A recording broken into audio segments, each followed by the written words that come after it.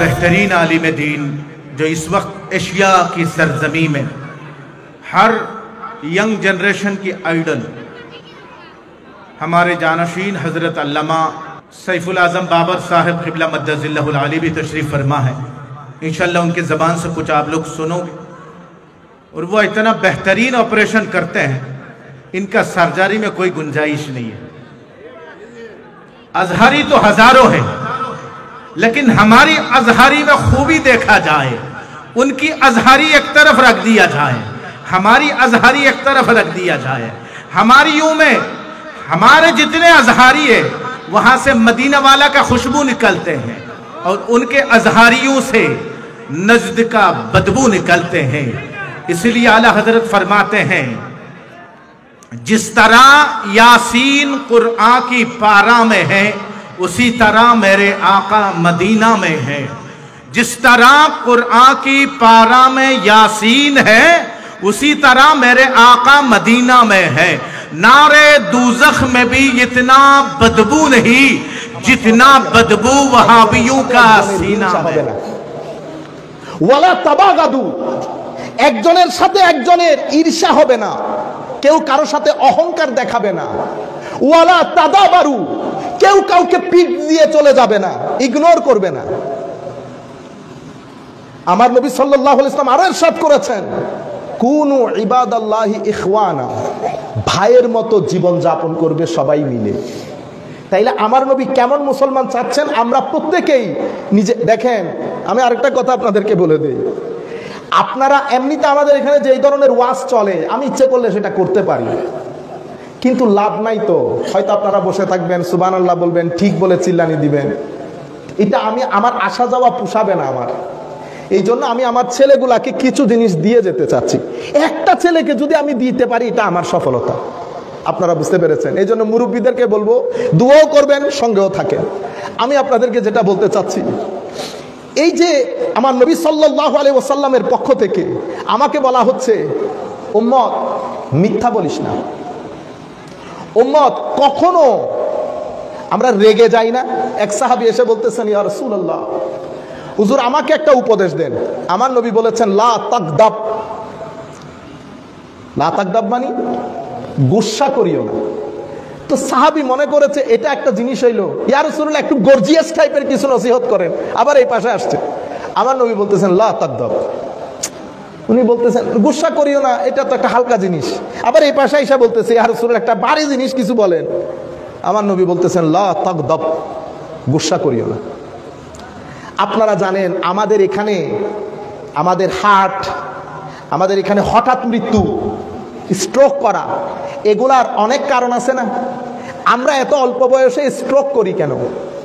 আমরা এত অল্প বয়সে আমাদের চেহারা ভেঙে যায় কেন? আমার ছেলেগুলা যখন বিদেশে যায়, সৌদি আরবে যায়, কাতারে যায়, কুয়েতে যায়, ফটফটে এই দেন তাইলে আর এটা অসুবিধা কি? আর গুজি দিয়ে অসুবিধা আর ইয়েন স্বর্ণের দেশ, এটা সোনার দেশ। আমরা ইচ্ছে করে নিজেরা দেশটাকে বরবাদ করে দিচ্ছি, নিজেরা দেশটাকে বরবাদ করে দিচ্ছি। দুইটা জিনিস যদি নিজের ভিতরে রোজার মধ্যে আয়ত্ত করতে পারেন, নিজেকে নিজের মধ্যে, দুনিয়াও জান্নাত, কবরও জান্নাত, আখিরাতও জান্নাত। কি দুইটা জিনিস? গুসা করব না, ধৈর্য ধারণ করব। গুসা করলে কি হয়? এখন আমি আসতেছিলাম, আমার ছেলেরা গেছে তিনজন এক মোটরসাইকেলে, আরেকজন এই বোধে বাকশাক দিছে, আরেকজন রেগে গেছে। এই যেভাবে আমরা রেগে যাই, আমরা ঘর থেকে রাস্তায় আসতে আসতে, কারণ আমরা তো সিনার ভিতরে আগুন নিয়ে হাঁটি। মাহে রমজান চলে গেছে, আমরা উমরা করে আসি, উমরা করে জেদ্দা এয়ারপোর্টে আসার পর আমাদের আসল সুরত প্রকাশ পায়, আসল সুরত প্রকাশ পায়। ক্ষণে ক্ষণে রেগে যায়, ক্ষণে ক্ষণে রেগে যায়। আজকে মনে রাখবেন, আপনি যদি রেগে যান কি হয়? আপনি শারীরিকভাবে অসুস্থ হয়ে যাবেন। নাম্বার ওয়ান, আপনার ভিতরে টেনশন যেটা তৈরি হবে, মিনিমাম 10 ঘন্টা আপনাকে কষ্ট দিবে। কয় ঘন্টা? ও ভাই 10 মিনিট টেনশন নিয়ে মানুষ থাকতে পারে না, প্রেসার হাই হয়ে যায়। আপনি 10 ঘন্টা হজম করতে পারবেন? পারবেন না। কি করবেন জানেন? এই জন্য আমার নবী 3টা ওষুধ দিছে।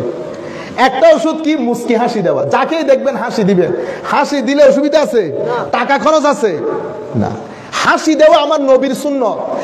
কেন বলেছেন ইয়া রাসূলুল্লাহ হাসি দিতে? তুমি যখন হাসি দিবা আরেকজন যে টেনশন নিয়ে ঘুরতেছে অটোমেটিক্যালি তার টেনশন রিলিজ হয়ে যাবে, অটোমেটিক্যালি তার টেনশন রিলিজ হয়ে যাবে। এরপরে যখন বলবেন আসসালামু আলাইকুম ওয়া রাহমাতুল্লাহি ওয়া বারাকাতুহু, সালাম দিলেন, রহমত দিলেন, বরকত দিলেন, তো টেনশন রিলিজ হওয়ার পরে সেখানে নূর তৈরি হয়। সেখানে কি তৈরি হয়? নূর তৈরি হয়। এই জন্য আমাদেরকে এই জিনিসটা দিয়েছেন। আমার নবী কি বলেছেন? এটা সদকার সওয়াব। কিসের সওয়াব? আপনি মানুষকে টাকা পয়সা দিলে যেই সওয়াব, আরেকজনকে দেখে হাসি দিলেও সেই সওয়াব। কেন বলেছে? কারণ আমি যেন টেনশন রিলিজ হয়ে যায়। আপনি যদি রেগে যান, তো রেগে গেলে কি হয়? আপনার ভিতরে টেনশন তৈরি হয়। সেই টেনশন গুলা আপনার অসুস্থতা যেগুলো আছে সেগুলাকে কি করে এসকেলেট করে। গাড়ি যখন এসকেলেটর চাপ মারেন, গাড়ি দুর্ন দেয়, তো এগুলা কি করে আস্তে আস্তে উপরে উঠে উপরে উঠে। এখন আপনি কি করবেন? ওই আমার নবীর হাদিস লা তাকদাব। আমাদের অল ওভার বাংলাদেশে একেবারে ছোট থেকে শুরু করে বড়, এরকম আগুনের গুলা আমি পৃথিবীর কোথাও দেখি নাই। আল্লাহ পাকের মেহেরবানি, আফ্রিকা থেকে শুরু করে, ইউরোপ থেকে শুরু করে আল্লাহ যতগুলা দেশ দেখাইছেন, আল্লাহ পাকের শুকরিয়া, কিন্তু আমি এইরকম আগুনের গুলা পৃথিবীর কোথাও দেখি নাই। আল্লাহর ওয়াস্তে বলতেছি, আজকে রাতে এটা চিন্তা করবেন, শুধু মাথায় রাখবেন। আমার নবী কানে কানে বলতেছে, আওয়াজ শোনার চেষ্টা করবেন, লা তাকদাব, লা তাকদাব। এটা যখন প্র্যাকটিস করবেন সপ্তাহের মধ্যে, এটা আপনার জীবনের মধ্যে সফলতা দান করবে। যতক্ষণ পর্যন্ত গুসা হজম করতে পারবেন না, ততক্ষণ পর্যন্ত সফল হতে পারবে না। যারা রাজনীতি করে তাদের জন্য তো ফরজে আইন, ফরজে আইন। বেগুনুর হঠাৎ যদি গরমই জনগুই, তাহলে সদস্য ফতত্ব না সেক্রেটারি হইতে পারিবেন। এই সদস্য আজীবন ভারপ্রাপ্ত তাহন করিব ইবের বাড়ির হনমিকে যাইতুনু কিয়া বে সেতি জাগুদে ন বুঝন। তাইলে লা তাকদাব ইয়া রাসূলুল্লাহ, আল্লাহ রাসূলের ওসিলায় আল্লাহর দরবারে আমরা চাচ্ছি মাওলা যেন আমাদেরকে এটা তৌফিক দান করেন। আরেকটা হচ্ছে সবর। আমরা মনে করি একজনের থাপ্পড় দিয়ে দিবে নিজে সবর করতে হই না। সবরের সীমানা অনেক লম্বা। আপনি কোন একটা ভালো কাজ করতে চাইলেও সবর লাগে। আবার যেমন নাটক শুরু হয়েছে, নাটক দেখবো না, দেখবো না, শয়তান তো ধাক্কা দিচ্ছে, দেখ একটু করে বস, ওদিক দিয়ে ফিরে থাক, এটা হচ্ছে শয়তানের। এখন আপনি সবর করা ছাড়া আপনার উপায় নাই। এটাও ধৈর্য, এটাও ধৈর্য। পাপ না করার জন্য ধৈর্য, পুণ্যের কাজ করার জন্য ধৈর্য। আরেকজন একটা কিছু বলে গেছে, একটা হাসি দিয়ে দেন, হাসি দিলে প্রবলেম সলভ হয়ে যায়। কিন্তু আপনি যদি মারামারি করেন, তো মারামারি করলে দুইটা ক্ষতি আপনার, একটা হচ্ছে শারীরিক ক্ষতি, একটা মানসিক ক্ষতি, আর একটা আপনার পরবর্তী প্রজন্মের ক্ষতি। আপনি যদি একটা জাতিকে ভালো বানাতে চান, আমার নবী মদিনা শরীফের রাস্তায় হাঁটছে, মক্কা শরীফের রাস্তায় হাঁটছে, যার মুখের ইশারায় আরশ পর্যন্ত হেলে উঠে, সেই নবী তায়েফের ময়দানে ফেরেশতা পর্যন্ত বসা। হাবিব একবার বলে দেন তায়েফকে উলট পালট করে দেব। আমার নবী সেখানে বলেছেন, আমি ধৈর্য ধারণ করব। আমি কি করব? আল্লাহু আকবার। নারে রিসালাত, ইয়া রাসূলুল্লাহ, নারে গফিয়া, এই যে মিলাদুন নবী, জিন্দাবাদ, রবায়া হালে জিন্দাবাদ। তাইলে আপনার এই যে আমাদের এটা, আমি যে বলছি আমার নিজেরও খারাপ লাগতেছে, কারণ এটা অনেক উপরের জিনিস। এটা নবী নবী হিসেবে আমাদেরকে শিক্ষা দিচ্ছেন। কেন? কারণ আপনি বড় জায়গা জিততে হলে ছোট জায়গা ছাড় দিতে হয়। আজকে তায়েফ কার হাতে? মুসলমানের হাতে না। তায়েফ মুসলমানের হাতে না। আমার নবী সাল্লাল্লাহু আলাইহি ওয়াসাল্লাম, ওই যে মহিলা, বৃদ্ধ মহিলা, হ্যাঁ, আমার নবী সাহায্য করেছেন, জিজ্ঞেস করেছেন, অথচ ওই মহিলার ভিতরে আমার নবীর ব্যাপার, আমার নবীকে অপছন্দ করতেন। মনে রাখবেন, সবাই আপনাকে পছন্দ করবে এমন কোনো কথা নাই, সবাই আপনাকে অপছন্দ করবে এমনও কোনো কথা নাই। আপনি মানুষের পছন্দ অপছন্দ এক জায়গায় রাখবেন, এক জায়গায় পরিষ্কার থাকতে চাইবেন, আল্লাহ এবং রসুলের দরবারে। বাকি মানুষ। আর আমি আমাদের ইউথদেরকে বলবো, ফেসবুক ব্যবহার করার সময় বেটা আপনারা যখন কমেন্ট করেন, মনে রাখবেন আপনার কমেন্টের সাথে আপনার ব্যক্তিত্ব, আপনার পরিবার দুইটা জড়িত। সুতরাং কমেন্ট দেওয়ার সময়, আমি আজকেও দুইজনকে বের করেছি ফেসবুক থেকে। কেন? তাদের পোস্ট দেখে।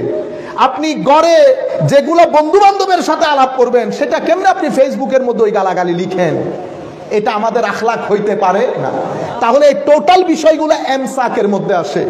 অহংকার থেকে বিরত থাকা, হিংসা থেকে বিরত থাকা, লোক ঠকানি থেকে বিরত থাকা, মানুষের সাথে প্রতারণা করা থেকে বিরত থাকা। পারতপক্ষে জিন্দেগির মধ্যে কোনো মানুষের গায়ে হাত তুলবেন না। মানুষের গায়ে হাত তুলবেন, আমার নবী বলেছেন আজ-জুলুমু জুলুমাত, এক অত্যাচার আপনি করবেন, এই অত্যাচার দুনিয়াতে, কবরে, হাসরে ডালপালা গজিয়ে আপনার সামনে উপস্থিত হবে, আপনি এফোর্ড করতে পারবেন না, আপনি এফোর্ড করতে পারবেন না। আমরা এই জায়গাগুলোর মধ্যে যদি পরিবর্তন আনি, আমার নবী খুশি হবেন, আমার নবী খুশি হবেন। নবী যদি খুশি হয়, দুনিয়ার জীবন শান্তির হবে, দুনিয়ার জীবনকে হায়াতে তাইয়্যিবা বানাতে পারবেন, দারুণ করে বানাতে পারবেন। আচ্ছা, আমি আপনাদেরকে মূল যে জিনিসটা বোঝাতে চাচ্ছিলাম, একটা তো এমসাক গেল, আর একটা এনফাক। এনফাক মানে আমার কাছে যা আছে সেটা মানুষের সাথে শেয়ার করা। এই জন্য কোরআনে পাকের মধ্যে শুরু থেকে শেষ পর্যন্ত যত আয়াতের মধ্যে আমার আল্লাহ ঈমানের কথা বলেছেন, প্রত্যেক আয়াতে এনফাকের কথাও বলেছেন। এনফাক, ওয়া মিম্মা রাযাকনাহুম ইউনফিকুন, আল্লাযীনা ইউনফিকুনা ফিস সাররাই ওয়াদ দাররাই ওয়াল কাযিমিনাল গায়যা ওয়াল আফিনা আনিন নাস ওয়াল্লাহু ইউহিব্বুল মুহসিনিন। আল্লাহ কি বলেছে জানেন? যারা এনফাক করে, পকেটে টাকা থাকলেও করে, টাকা একটু কম থাকলেও করে, ওয়াল কাযিমিনাল গায়জ, গুসাকে হজম করে, ওয়াল আফিনা আনিন নাস, মানুষকে ক্ষমা করে দেয়। দেখছেন, গুসা হজম করে, মানুষকে ক্ষমা করে। আমার আল্লাহ কি বলেছেন? ওয়াল্লাহু ইউহিব্বুল মুহসিনিন, সেই ব্যক্তি মুহসিন হয়ে যায়। আর আমি মুহসিনকে বড় ভালোবাসি, আমি মুহসিনকে বড় ভালোবাসি। আপনার সামনে এটা একটা এক্সাম্পল, আমি আপনাদেরকে একটা হাদিস শোনাই। নবী করিম সাল্লাল্লাহু আলাইহি ওয়াসাল্লাম ইরশাদ করছেন, এক ব্যক্তি, উনি হায় হায় সুবহানাল্লাহ, আলহামদুলিল্লাহ, আল্লাহু আকবার, যেভাবে আমরা করি আর কি, রাত দিন এক করে দিচ্ছি না।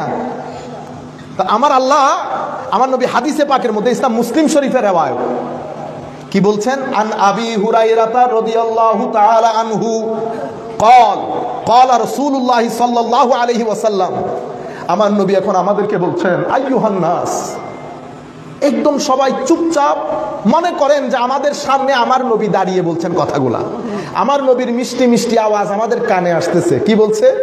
আইয়ুহান নাস, ও মানুষ, ইন্নাল্লাহা তাইয়্যিব ওয়ালা ইয়াকবালু ইল্লা তাইয়্যিবা, আমার আল্লাহ অসম্ভব পবিত্র, পবিত্র ভালো জিনিস বাদে আমার আল্লাহ কোনো কিছু কবুল করেন না। ওয়া ইন্নাল্লাহা আমারাল মুমিনিনা বিমা আমারা বিহিল মুরসালিন, আল্লাহ আমাদেরকে যে হুকুম দিয়েছেন, একই হুকুম আল্লাহ কর্তৃক প্রেরিত নবী রাসূলদেরকেও দিয়েছেন। ইয়া আইয়ুহার রাসূল কুলু মিন তাইয়্যিবাতি ওয়া'মালু সালিহা ইন্নী বিমা তা'মালুনা আলীম। আমার আল্লাহ বলছেন, হে রাসূল, কুলু মিনাত তাইয়্যিবাত, সব কিছুতে আমরা মুখ দিতে পারবো না, ভালো ভালো জিনিসগুলা, পবিত্র জিনিসগুলা খাও। ওয়া'মালু সালিহান, এবং নেক কাজ, ভালো কাজ, পুণ্যের কাজ করবা। এটা আম্বিয়ায়ে কেরামকে আল্লাহ হুকুম দিচ্ছেন। এরপরে বলছেন, কুলু মিনাত তাইয়্যিবাতি মা রাযাকনাকুম, যা আমি রিজিক দিয়েছি তার ভালোগুলা খাবা। এরপরে এক ব্যক্তির কথা বলছে আমার নবী, হায় হায়, সফরের মধ্যে ধুলোমুখো, এখানে ময়লা লাগানো, এখানে ধুলো লাগানো, সেই ব্যক্তি কি করে? আশআসা আকবারা ইয়ামুদ্দু ইয়াদাইহি ইলাস সামা, এভাবে হাত তুলে আল্লাহর দরবারে দোয়া করছে। কি বলছে? ইয়া রব, ইয়া রব। আমরা ডাকি না? অথচ আমার আল্লাহ, আপনি একবার ইয়া রব বললে আমার আল্লাহ ফেরেশতাদেরকে নিয়ে আপনার ডাকে সাড়া দেয়। কিন্তু আমার নবী বলছেন আশআসা আকবার, একেবারে দুলোমুখো, হাত তুলে আল্লাহর দরবারে বলছে ইয়া রব, ইয়া রব, কিন্তু আমার আল্লাহর কোনো সাড়া নাই। কেন? আমার নবী বলছেন, ওয়া মাতআমুহু হারাম ওয়া মাশরাবুহু হারাম ওয়া মালবাসুহু হারাম ওয়া গুযিয়া বিল হারাম ফাআন্না ইউস্তাজাবু লিযালিক।